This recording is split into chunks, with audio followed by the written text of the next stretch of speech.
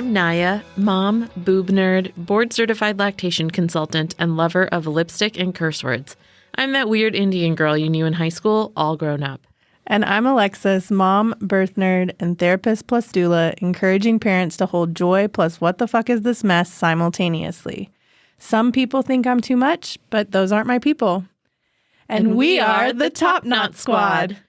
TKS is a tiny little podcast about motherhood in real life, the good, the bad, the ugly AF.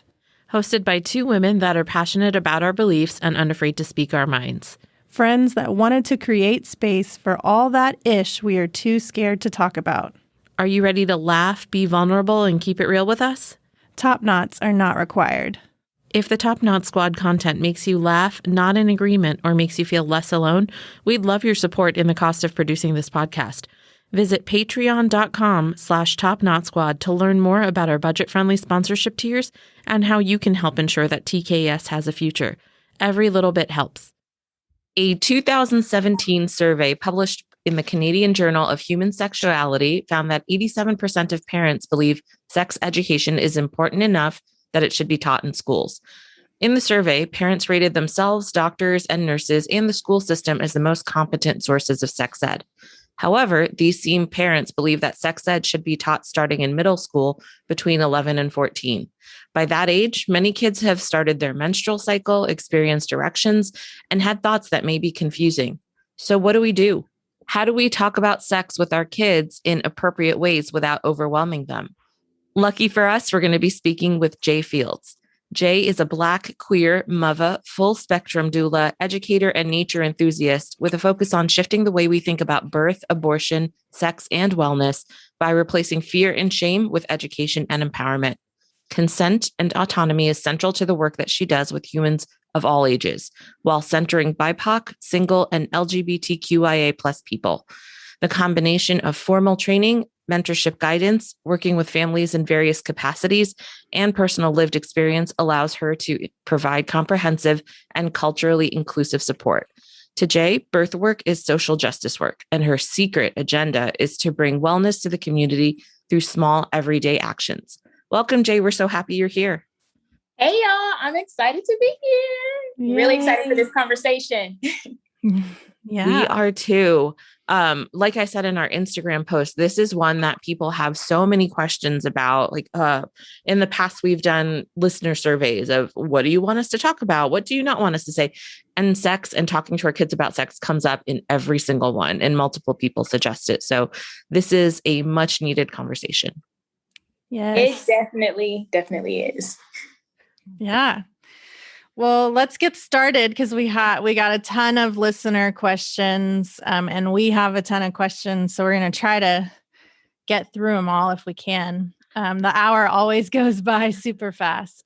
But can you share a little bit about your journey and what led you to talking about sex and birth and wellness? Tell us a little bit more. Yeah. So I had a great intro. Thanks, guys. But that pretty much summed it up for me. I have always worked with families in some capacity. And so I really started off as like a swim teacher for toddlers, and then like a babysitter, a nanny, and then an educator and an early educator before I got into birth work. And so I've always kind of worked around families and loved to teach and educate in various ways, not just like according to the book. And I feel that something that's always been missing from the school system and how we learn is just connections to our bodies, like overall, like connections to our bodies, which includes sex, birth, wellness, and all of these things. Once becoming a full spectrum doula, which full spectrum is more than just birth. That's prenatal, that's postpartum, that's abortion, pretty much any reproductive outcome it's supporting. And so once I became a doula and started supporting various people, I learned how much people didn't really know about pregnancy until they became pregnant. And so I was like, okay, a lot of teaching here. And part of that is because you don't talk about sex, you don't learn about sex. And when you're taught abstinence only sex ed, if we want to call it education, when you teach abstinence only, then of course you're not going to talk about pregnancy and what happens in pregnancy and in birth, because you shouldn't be having sex, quote unquote. And so once I was able to make that connection, I was like, okay, so we need to backtrack. So, let's talk about bodies and consent and what does that mean, and being connected to your own body and then connecting to someone else's body. And then if you do, what are your options? What are your choices? And, and moving from there. And so, and just all of the different ways I have been connected in talking about sex, teaching people about it or their bodies, and, and just brought it all together. Yeah. I love that I work a lot with trauma survivors, and a lot of what I do is, talking about how do we connect back to our bodies. So you made me even think about that when you were talking, and it's all very linked. I feel like a lot of the issues that exist around how we talk about it from the beginning is part of why there's problems, right?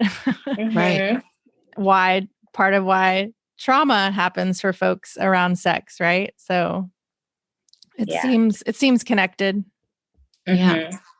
Well, let's dive in. I did a quick survey on our Instagram, just asking our followers where they learned about sex. Most people, we got a bunch of answers. Several people said that they learned about it from just awkward health classes.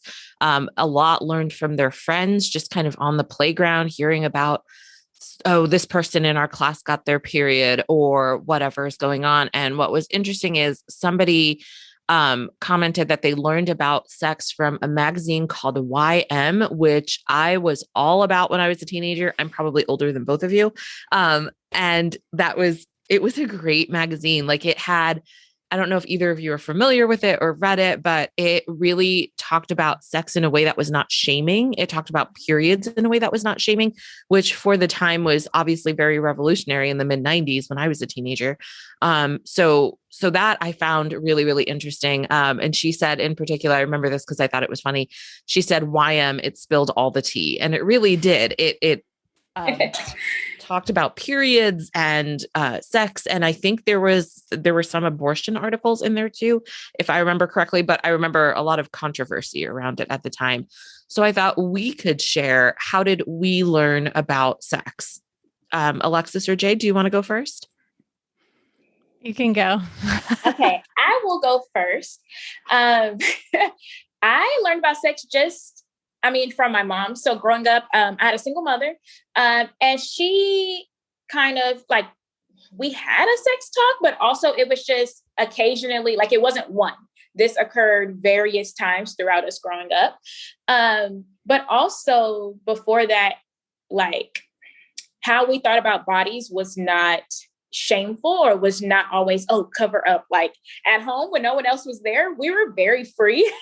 And so just talking about bodies and, teaching us, how to do a breast exam and different things that wasn't taboo to talk about our bodies, especially in relation to health.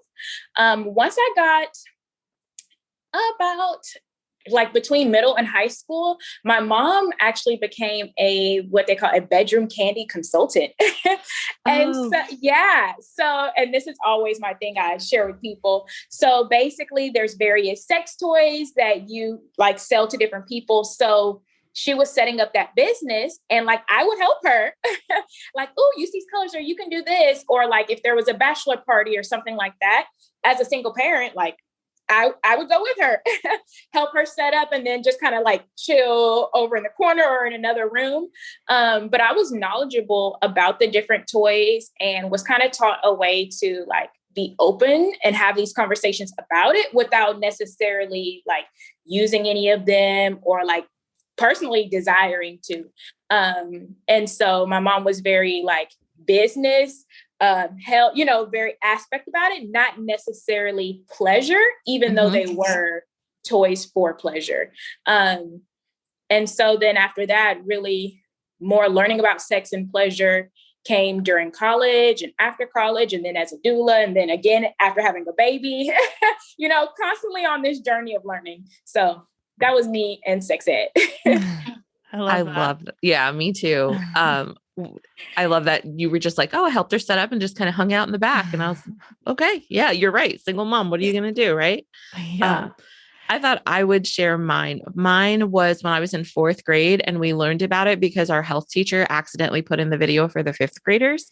And so we got a crash course in sex. And I vividly remember it was like cartoon style, man and woman, anatomically correct, showed penis, pubic hair, all of that. But when they were actually having intercourse, and I'm 40 now, by the way, so this has been with me for decades, but when they actually showed them having sex, we didn't see the actual act. Of course, they were in bed under blankets, but the blankets had cats on them and the eyes were bouncing up and down on the cats to show that they were having sex. So this was meant for, I guess, the 10 and 11-year-olds in fifth grade, but us 8, 9-year-olds were seeing it in fourth. And so, of course, they sent a note home saying, our apologies, we sent the wrong video. So that kind of forced my parents to have a talk with me about what was going on. And then something else, just kind of on that note, I remember in fifth grade, my teacher was a man, and he had said that, was very frank with us at the start of the year. And I appreciate it to this day where, if you get your period, if your stomach hurts, anything like that, you just tell me you need to go to the nurse. That's it. I'm not going to ask you any questions. I'm not going to pry. But if this happens to you and you need, a pad or protection of any kind, just tell me you need to go to the nurse. No questions asked. You can go. And I really liked that he was acknowledging that this was happening to girls in the class and tried to make the conversation as unawkward or not awkward as possible. I mean, as much as you can get with a bunch of 10-year-olds, right? But still. So that was my introduction to sex and understanding what happened. Alexis, what about you? Yeah, when I think back, like my mom definitely like sat me down around third or fourth grade, and she had books, but it was all about reproduction. So it wasn't like about sex being pleasurable or anything like that. Like it was very scientific of this is, sperm comes out, meets the egg. This is how a baby grows. And then a baby, like it was more about reproduction. So I certainly didn't learn anything about like, how to have sex or enjoy it. That never came. My dad never spoke a word about sex. So the only information came from my mom. And of course, it was also very heteronormative, like all the information. And then I do remember that was probably like fifth or sixth grade, maybe. I found a Playgirl under my mom's bed, which also is not like, okay, now there was more information about like actually, what sex could be like and what it could feel like. Right. But I wouldn't say that was the best source for gathering that information. And I just remember this one, it was Brad Pitt was on the cover of this Playgirl. That's hilarious. And I remember I would sneak in multiple times and slowly I read it from front to cover. Like I consumed the entire magazine. So yeah, that's the bulk of my memory, but it never the first time I had sex was ridiculous and I wish I had more information. Like I don't wish what happened to me on any of my children, and I want it to be completely different. So I do know that. Mm-hmm. So, yeah.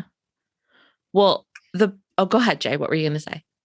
Oh, I was just going to say, I totally forgot to mention my sex education actually in school. And part of that is because it was so forgetful. I mean, we had a coach as my health teacher. Mm-hmm. And then I think sex ed was one of the 6 week, each 6 weeks we had a different topic. And so that was one of the topics. And then it was pretty much, I recall getting every Monday, vocabulary sheets. And so he was chilling in the back. We had a vocabulary sheet and a textbook. Okay, penis. Okay, you go look it up. You write the definition. It was very just terms. There was nothing outside of the drawings people would do in the book. There was nothing really to teach about sex. It was very anatomical. Yeah. Yeah. Again, very scientific. We keep going back to that. Mine too. Again, the couple having sex, we didn't see them. It didn't say anything about pleasure. It didn't talk anything about how it should be done or what happens when a man ejaculates or a woman reaches orgasm or whatever. And so it's really interesting. So this leads me to my next question, which is, how can we start the conversation around sex if we didn't necessarily get that from our own upbringing? Do you have any tips or thoughts on that, Jay? Ooh, yes, yes, yes. I think this is a great question. And when people want to have this question, or when people have this question, I love to answer it. First, I think a good place to start is like early on, for you to start thinking about your own self and your own experience of learning about sex. What was that experience like? And how did you feel about it? And so we're all sharing our experiences. So now when we have, the conversation with our kids, what do we want to change? What do we want to make different? And so I think that's a good place to start. And then also like being open to learning yourself.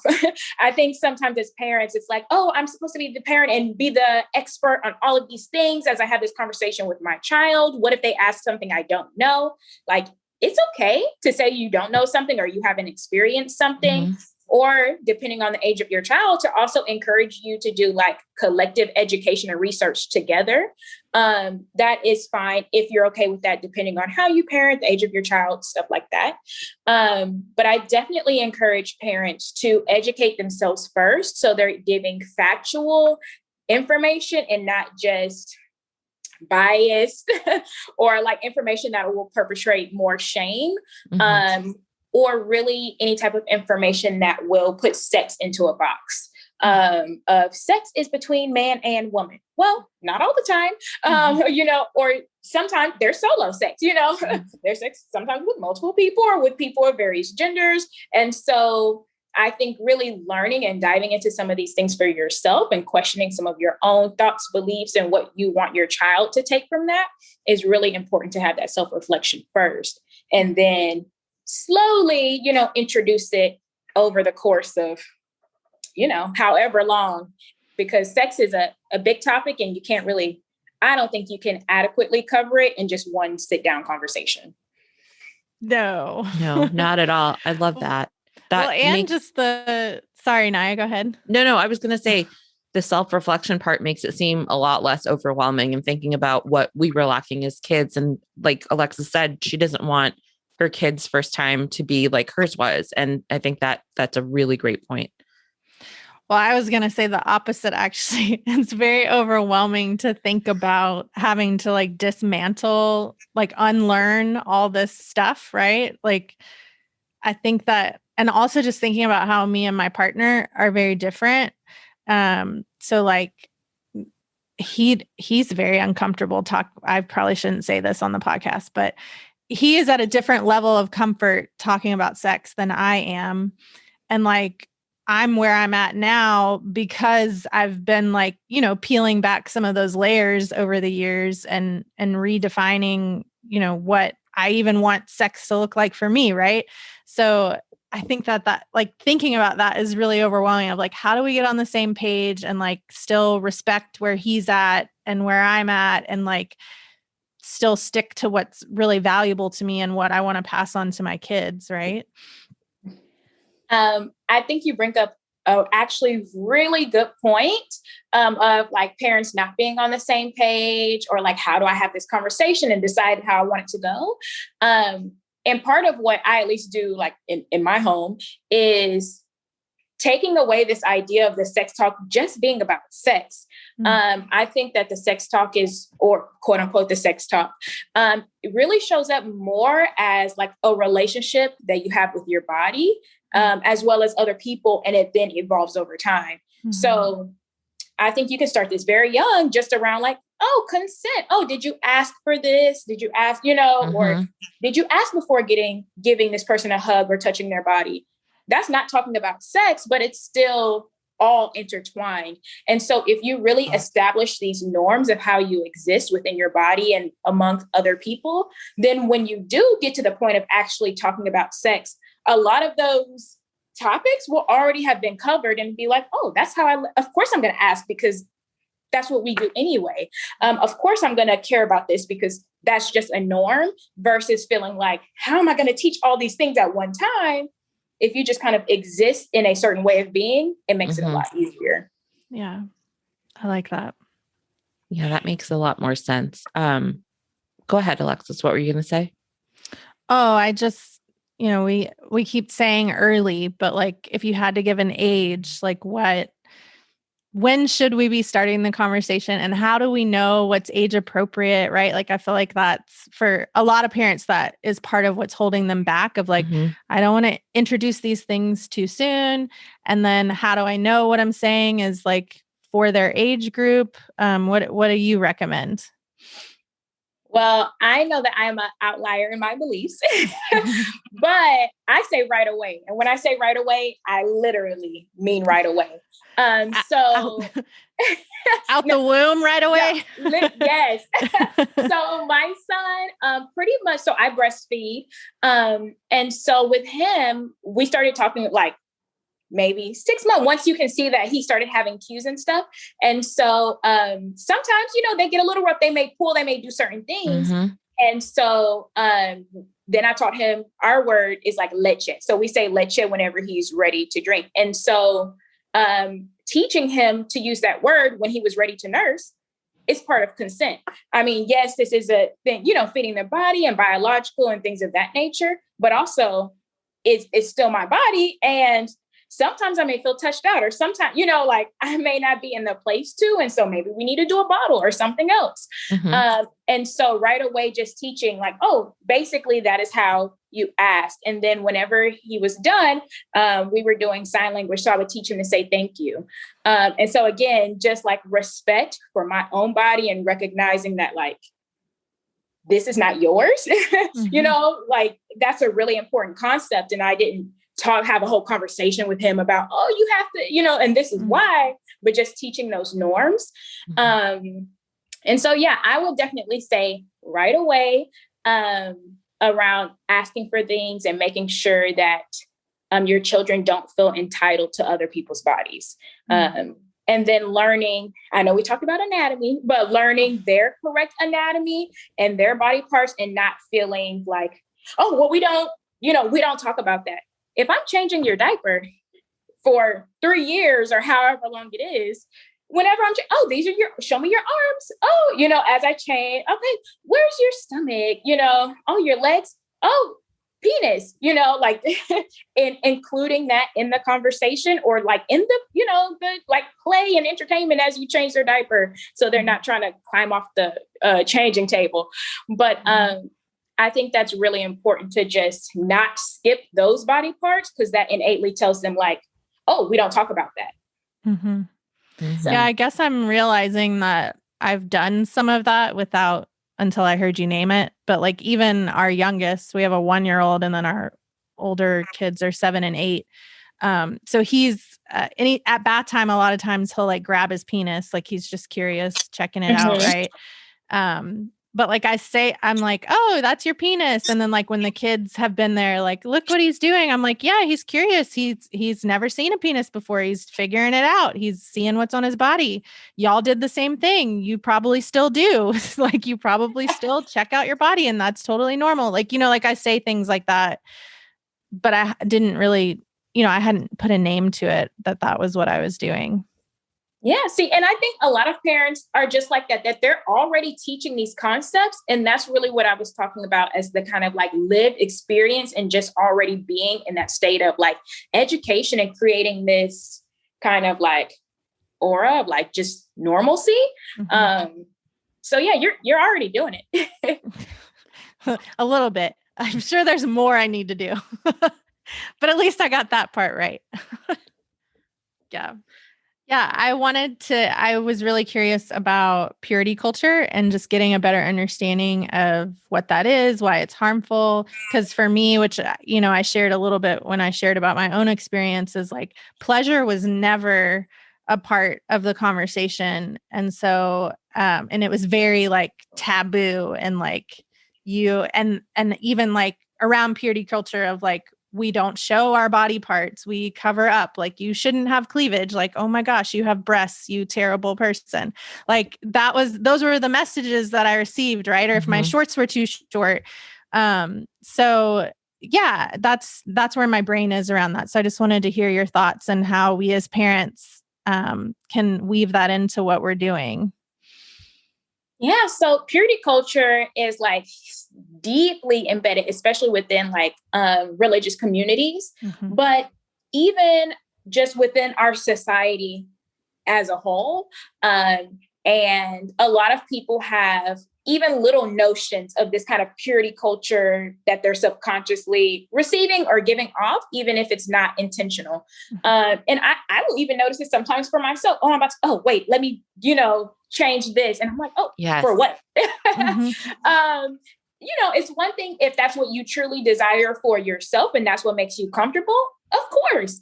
But to do it based on this idea, which purity culture centers around, is this idea that like girls and women, their value lies within their virginity. And so you can't have sex or really learn about sex, desire sex in any type of way, or else you're kind of seen as like tainted, which is wild to me. And really goes back even historically in this idea of like, women kind of being property and within families having to like, the value is in my daughter and bride price and various things. And so really unlearning various aspects of that is really, really important because unlearning aspects of that is just really important to not perpetrate this idea of purity culture. But you may also see it like in schools when it comes to certain dress codes. Are there benefits to dress codes? Yeah, I can see, where there's some benefits, but also they're oftentimes put in place because it's, girls and women have to change how they show up because of boys and men and how they show up. And so I think that's where the big issue kind of comes along, is this separate standard for the different people on the binary, and that is not okay. So kind of unlearning some of purity culture and challenging maybe some of those beliefs is really, really what we have to do more of. This is so random, but that just popped in my head when you were talking. But like, I was like, man, well, probably because my wedding photo is right there, but I wore a white dress.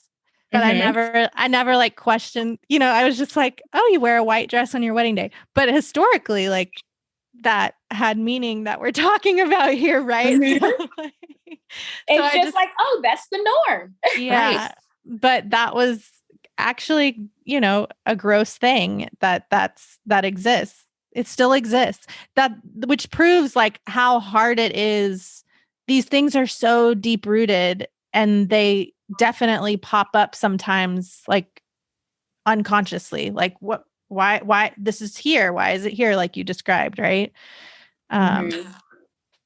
Yeah, random aside, but it is so true. And honestly, like even as an adult, my parents still, so now my mom is remarried and I have a stepdad and we definitely have different beliefs about things, but he still kind of has this idea that I shouldn't talk about sex or desire. Like he does not even know that I talk about sex like professionally with people. He would be like, what? Why? Because he also has this very narrow, old school thought of what sex is, what it should be. You don't need to talk about that. But I think there's this balance of saying, do I try to change everyone else's thoughts and beliefs about things? Or do I just decide and really learn how do I feel and what do I want to continue in my family? Because when you try to change it all, man, that's a whole, it's so deeply embedded in that's a big lift. Right.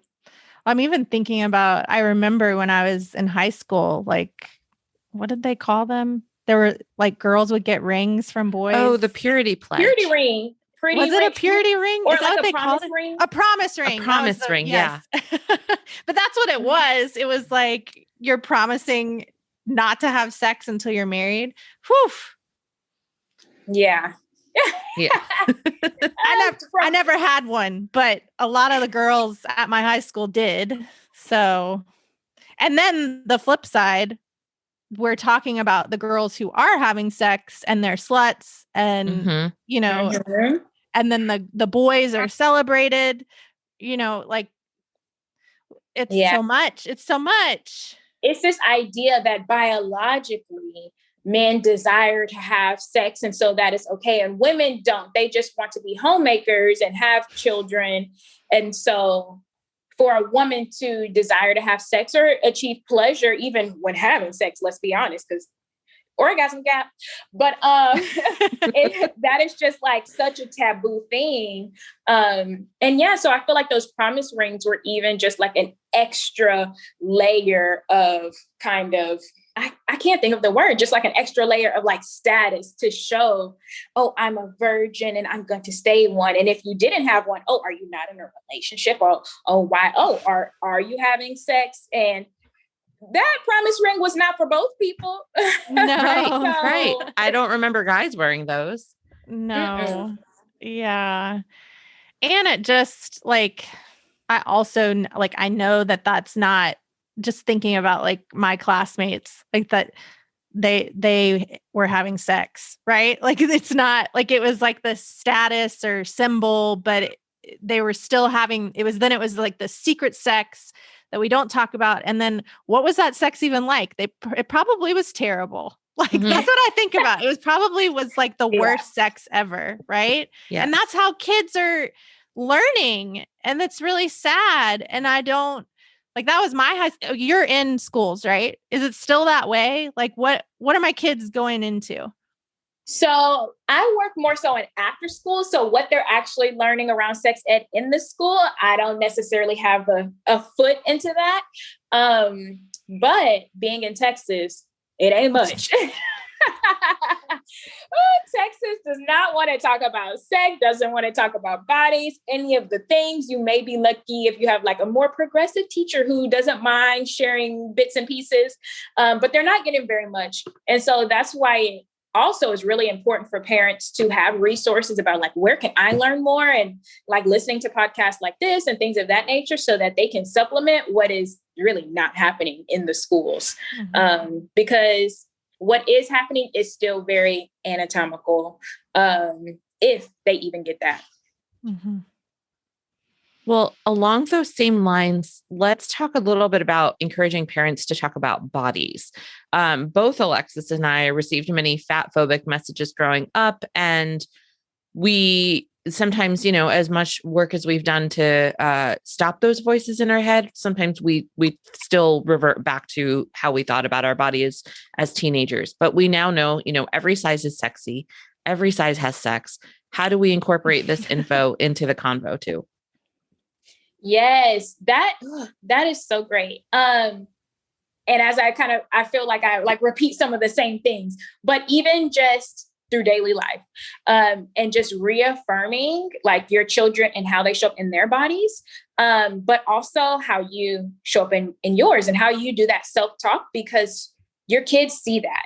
So if it's, oh, I wish I was small, whether you feel it or not, what you actually outwardly portray and show really does make an impact. And then for kids, one thing is sometimes they can see things very black and white. And so if you're showing them like if all their dolls, all the visions on what they watch look the same way, and that's what's portrayed as like normal or beautiful or whatever the case, they innately will say, oh, if this is beautiful, then the opposite or different from this is not. And so as a parent, one way that we can really celebrate all types of bodies, both in size, in ability, in color, things of that nature, is really exposing our children and being intentional with the things that we have in our homes.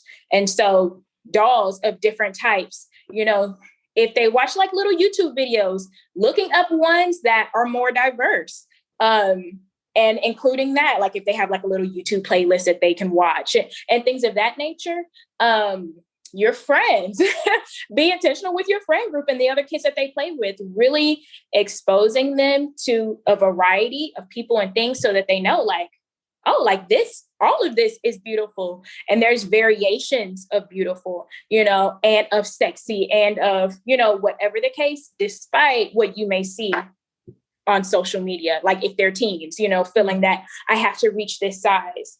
And again, not just with sex and pleasure and bodies, but even health and bodies, because people think skinny equals healthy, and that is not the case. And I try to no, as well as being like having a bigger body experience does not mean unhealthy. So I think it's really important for people to try to get rid of this idea that size equals health equals, sexy. And that's something I talk about a lot with, again, this stuff comes up around birth, when you go through body changes, you worry about your body. So having a baby is actually fairly similar to going through puberty and those same questions and how you view your body as it changes. And so, just being exposed to a variety of people and being aware of how you self-talk, I think that is really, really important. Mm-hmm. Yeah, I'm thinking about how Barbie came out with the curvy Barbies. And I was like so mad about it. Like, it was great that they were doing that. But it was like, you just produced a normal Barbie. Like the Barbies previously, like, why is this the curvy Barbie? You just created like a more normal body. Whereas before it was like not even biologically possible for this Barbie to be a real human. Yeah. Like the dimensions they wouldn't have been able to exist that way. Right. So anyways, you made me think of that, but it's it's everywhere, right? Like, it's just, that's why I get overwhelmed, because it's like, there's so much that they're consuming, and it's like, how do we filter through and make sure that they're getting what they need / what they need is not always readily available. Yes, that's very true. And I don't know the answer. That's just like, I just think that's so true. And I think part of it, at least for me, is, and again, my son is younger, but even when I was working more like in schools and actually teaching, I know and recognize like they're going to get information from all types of places. As much as you may want to stop certain information, that's when they then seek other avenues to get information. Yes. And it's kind of the issue with like, not talking about sex. They're going to learn it from somewhere. Same way, if you want them to be inclusive and know all these things, they're still going to hear other messages from somewhere. So part of what I do is, instead of trying to just block out all those messages, which as I'm able to, I will, but I really just try to make sure to put in the things that I do want to be there. Again, race is not the same thing, but like with my son, majority of the books and things that he watches and stuff that are here portray like Black families or Hispanic families. And so for him, that is a norm, even though I have to like search for the books and stuff of that nature. That is a norm, but he also sees other things in daily life. So like with Curvy Barbie, if all the things I'm buying you are a bit more curvy, that helps to kind of balance out what you will be seeing based on society anyway. But it's a hard task, but kids, they're going to learn, they're going to see the things in all the places. It's just that we hope when they receive certain information that they already have the background knowledge to know like, oh, that's not everybody. Right. Or that's your experience, or that's those people, but that's not everybody. So. Naya, do you want to ask, you posted that next question? Yeah, but I think we talked about it a little bit. My question was, how do we have our kiddos understand that not all of their friends know about sex? I'd hate for my kid to talk about it with a friend who maybe didn't have knowledge around the topic. And I know that there's only so much I can do. There's so much only other parents can do. Like you said, once that path of learning is kind of shut down for whatever reason, the kids will find other resources, whether they're good or they're bad is, it's usually bad, let's be honest. But I think we talked about it a little bit. I think having that conversation, and just saying, listen, you call your body parts by their names. It's just like saying arm or leg, all of that stuff. But we definitely, some of my kids' friends' parents are a little bit more conservative. So the fact that I am a lactation consultant, I literally have boobs all over my house, does not faze them at all. But I still remember my oldest just had a play date like right before things got really bad. They came up to my office, which I'm looking around right now. There are boobs everywhere, just in artwork on cups, things people have embroidered, I've embroidered, stuff like that. And so they came into my office and I was like, man, I wonder what's going to happen in a couple of years when my oldest even gets really curious and like I catch him with some of my textbooks. And what's funny is going back to, not all, but a lot of the pictures in my textbooks are all they're very clinical. It's about anatomy and physiology and, all of the, damaged nipples and abscesses and not so great stuff that can happen too. So I think the fact that we're pretty open about this stuff, will help our kids hopefully come to us with questions or with concerns as they get older and they start to explore their own sexuality. But all of that to say, I think we talked about that, Alexis. Well, similarly, my office has a bunch of vulvas. So, which those are just, those just exist and they're normal in our house. Right. Mm-hmm. But yeah. I hadn't really thought about that, about a play date coming over and being like, oh, what's this? If that's not a norm in their house, right? Right. I hadn't really thought of that. Yeah, well, I've got like some pregnant people, like photos that are like nude ones. So they're probably like, what? Yeah. But no, I definitely think if you make your child comfortable with having conversations with you, they'll come to you primarily versus seeking out, their friends and other people with those questions. I mean, it may come up in conversation, but it wouldn't be as much because they already have that safe space to have those conversations. Right. Well, do you think we should move on to some of our squad wants to know questions before we run out of time? I know, I'm sad. We always don't have enough time, but let's do it. So we posted these on Instagram, Facebook, and then our private accounts or personal accounts as well. So the first question that I have is, it's actually from the same person. So I'm going to kind of lump them together. We're a house of two moms raising a so far cis boy. We need all the help we can get, even as sex positive feminists. She wants to know how to discuss sex with littles between ages 3 and 5, and also what resources do you think will help bridge the immense gap in sexual health education provided by our public school system? Yay, that is left. But I've got some resources. I'm going to kind of like list some of them off real quick and then kind of go back in and answer the question more so. So a few go-to resources that I recommend, especially just online. I love Sex Positive Families. They have a website as well as an IG account. Planned Parenthood also has some great videos educating. 6-Minute Sex Ed podcast is great. And that one is more like parent focused, but it covers sex topics in 6 minutes. So if you're like, okay, I need to like re-up on this topic real quick, you can. I love that. And then Amaze, like AMAZE.org, or is it .com? Let's see. Yes, amaze.org is put a star by that. That is a great resource because not just for parents, but also for kids. And so it has various articles as well as videos that you can show. And they like really break it down by age group. So you can kind of see what's developmentally appropriate.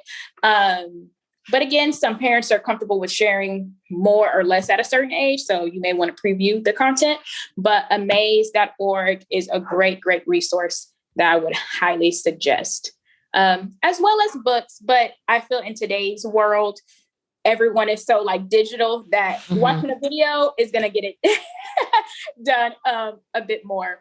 But I would also add that a lot of those that I just shared are also really inclusive in what it means, like what sex is and how we view and define sex, and what people have sex. So with having a 2-mother household, I believe you said. Yes.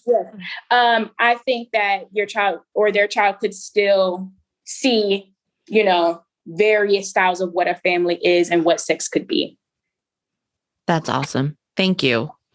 I have a friend of mine recently posted that she puts books like on the toilet she has like preteen boys, and she puts certain books on the toilet for them to like read while they're going to the bathroom, that are all about sex and pleasure. And then obviously they've created a space where it's safe for them to then come ask questions and have conversation around it. But I thought that was a smart way, like just kind of putting stuff around the house, like that's accessible, that they can absorb on their own as well. Right. Mm-hmm. Yeah. And actually, I love the idea that it's in a restroom, because that's already a time where you have a bit more privacy. And especially with younger kids, not even just young kids, but with children in general, I think sometimes having like a set safe space to think about these things and like cover these things is really important. And so like you're already undressed in some capacity while there. So you already feel safe in the restroom. So yeah, that's I like that idea. That's smart. I like that too. What about bridging the gap with what's provided by our public school system? I was curious if you had more to add. Oh, so yeah, I would definitely say going to some of those resources, learning kind of yourself, and moving from the point of assuming your child is learning nothing in school, which sounds pretty like, what? But make that assumption, because what they're learning may be very minimal, may be very narrow viewed. And so, I mean, if you recover some vocabulary, okay, cool, they're just learning it again. But if you then build on that, then you're kind of expanding what they know. It's also good to recover some content, because when people feel like they already know something a bit, they feel more comfortable to continue learning. So I would just say, move as if they don't, as if they don't learn anything in school, because it may be 2 weeks of education around sex. It may be, 4 weeks. I mean, but not much in the grand scheme of how much they're actually learning in school. So educate yourself first, and then start educating your child. And I've heard you say in different ways is like, this is kind of a constant conversation, right? It's not, there's not a talk and you're done. Like you need to be weaving this in from the moment they're out of the womb until they leave your home, I guess. Yeah, pretty much. I mean, if you really break it, like one way I've thought to kind of break it down is in the beginning, kind of slowly teaching consent. And consent is a word I like to use outside of just sexual context, because if you only use that word when talking about sex, usually it has to do with like sexual assault and things of that nature. So if people are learning, like, if I ask for something, I'm getting consent, like if that just becomes a norm. So teaching about consent and just like people's bodies and asking, but also like backing up your child if they don't want to use their body in a certain way. A good example of this is like around the holidays when you go visit family and they're like, give me a hug. And sometimes your child's like, I don't really want, like, I don't know this uncle. Right. And not forcing them to then give them a hug. They need to like, oh, I'm not comfortable. And so either you can say, oh, John is not comfortable giving a hug, or, okay, you don't want a hug. How about a high five? And so, oh yeah, okay. Like not making it a huge deal, but also showing like, hey, my parent backs me up when I don't want to use my body in a certain way. So it's okay for me to say no. That is like, pretty much all of elementary age. It's a lot of just kind of embedding consent and backing them up on certain things with their bodies.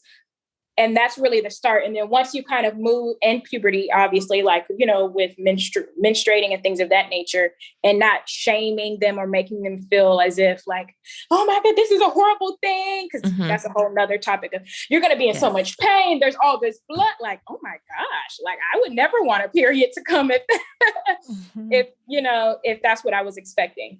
But once you get that foundation, then as they get older, you can go more into depth about like pleasure and what sex can be, because you've already covered the other aspects of it. Because also you don't want to talk about pleasure and feeling good if they don't even get that foundation of making sure people engaged are all on the same page. Right. I know we're out of time, but I really wanted to ask the question about pornography. Yeah. Ooh. How do we talk about pornography? This is a hard one. And I actually had this conversation with my partner because he asked this, and he really asked, like, how are you going to have that conversation with your son? And first I had to think, like, how do I view pornography? And I think first is coming up with your view. I think pornography can be something great and something healthy in some instances, but as with all things, in moderation, and what are you watching and how are you watching it and who are the people partaking in it? Things of that nature. If you want to do some research, look up what it means to have like ethical porn. Yes. That's really important. And then again, creating this environment of safety, because if they don't feel safe to talk to you about these things, that's when they start researching themselves online. And that's when they come up across some sketchy porn that is not okay in any way. And so, hopefully by the time you get to the porn conversation, you've already talked about consent. You've talked about feeling comfortable in their body and how to listen to their body if it's telling them you're not comfortable with something. You've talked about the basics of just having sex before you get to pornography.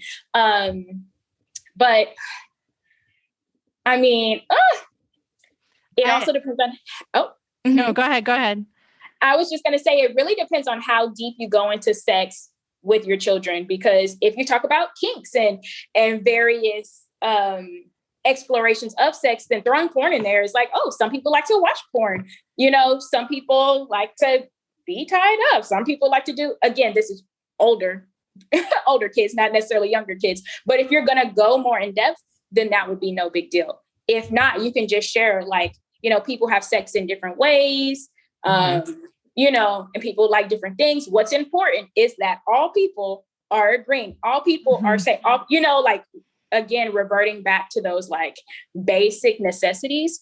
And then, if they do tell you that they watch some porn, you could even, if you're comfortable asking like, oh, well, why? Well, why was this interesting to you? How did that make you feel? And kind of like breaking some of that down, as well as if you have any rules or guidelines in your own family about, watching, when they can watch, where, how, stuff like that.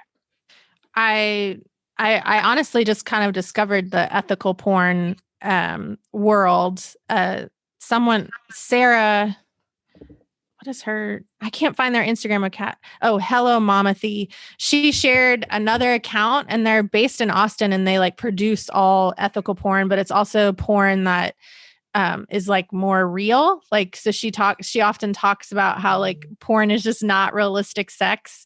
And so if they're absorbing that, like it's not, that's what they're going to expect from partners. That's what they're going to expect. And like, it's not necessarily going to provide them pleasure and like those sort of things. Right.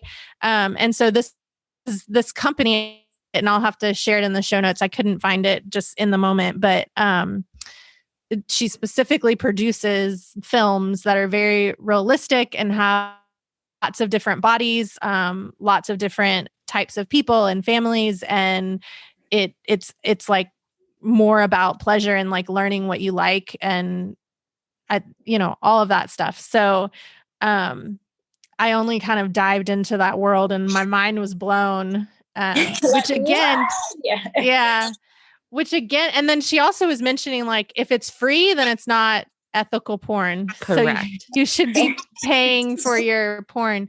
Because sex work is real work and it deserves to be compensated. I mean, if you're able to get it for free, then somebody's not getting compensated in some way. So, or at least not the way they probably should. Yeah.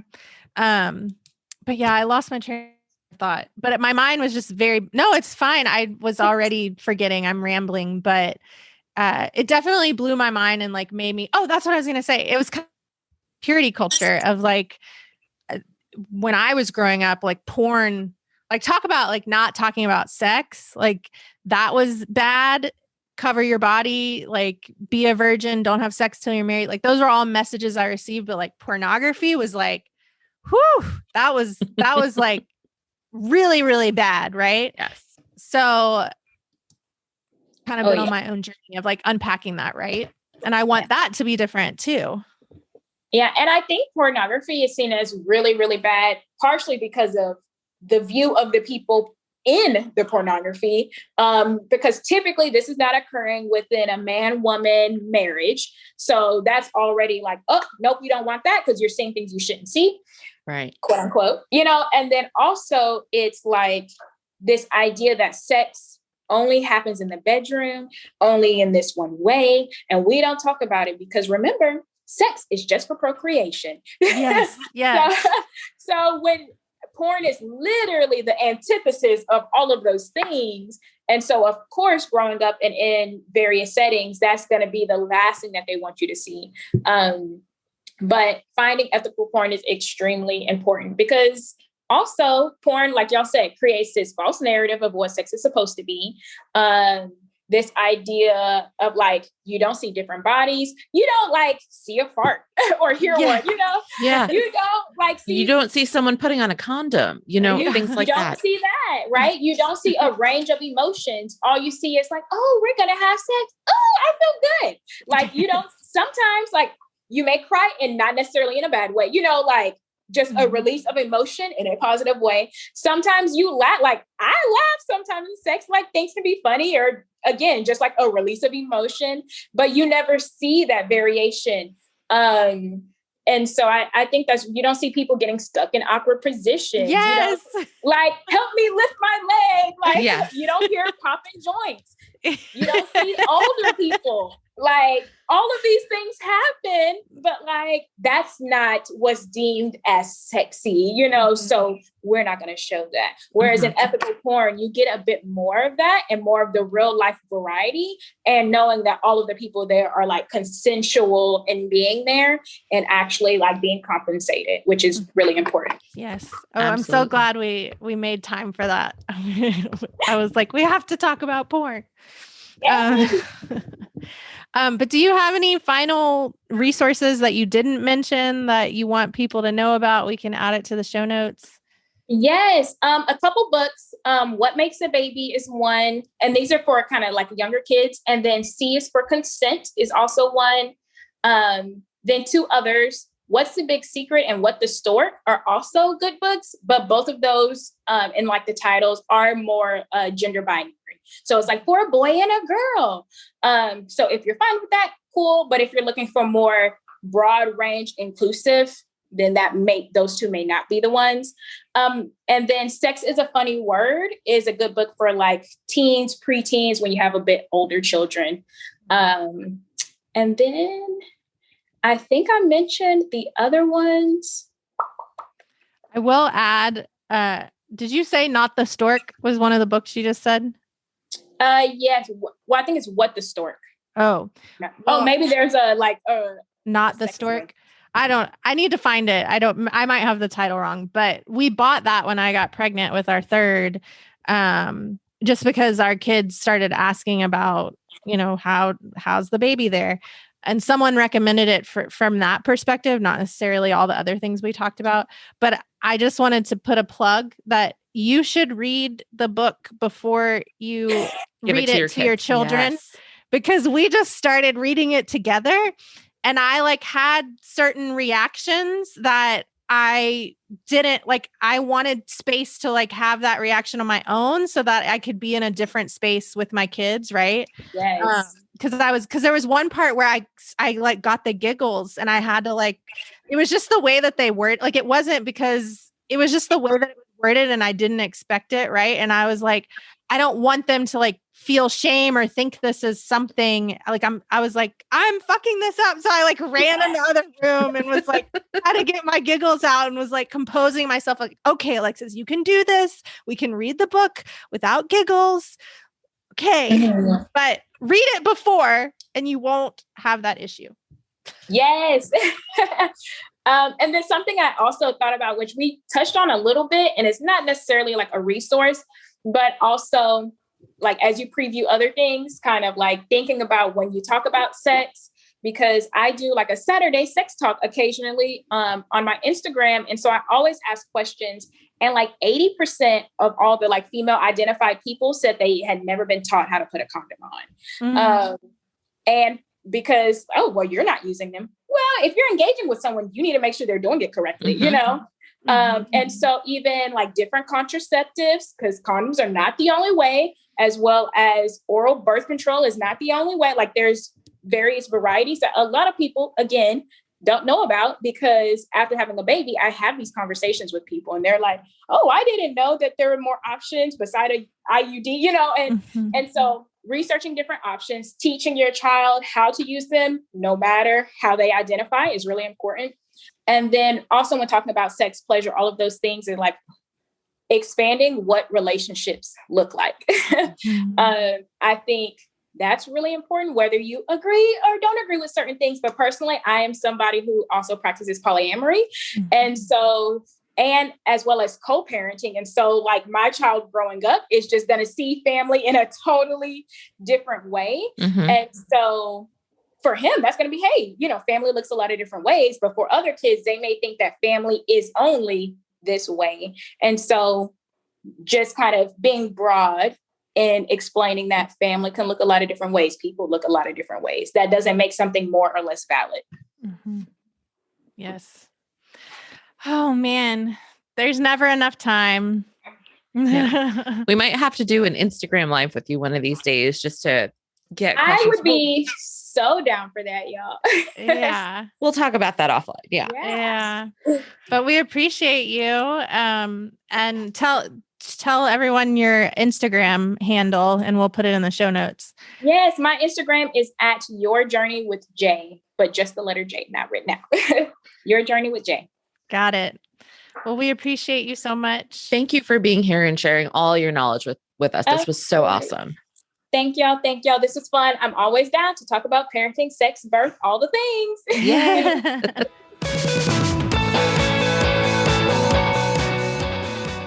If the Top Knot Squad's content makes you laugh, nod in agreement, or makes you feel less alone, we'd love your support in the cost of producing this podcast. Visit patreon.com/TopKnotSquad to learn more about our budget-friendly sponsorship tiers and how you can help ensure that TKS has a future. Every little bit helps. If you like what you hear, then be sure to click the subscribe button in your podcast app. While you're there, leave us a review. You can find us on social media. Just search for Top Knot Squad. We welcome your feedback and love making new friends.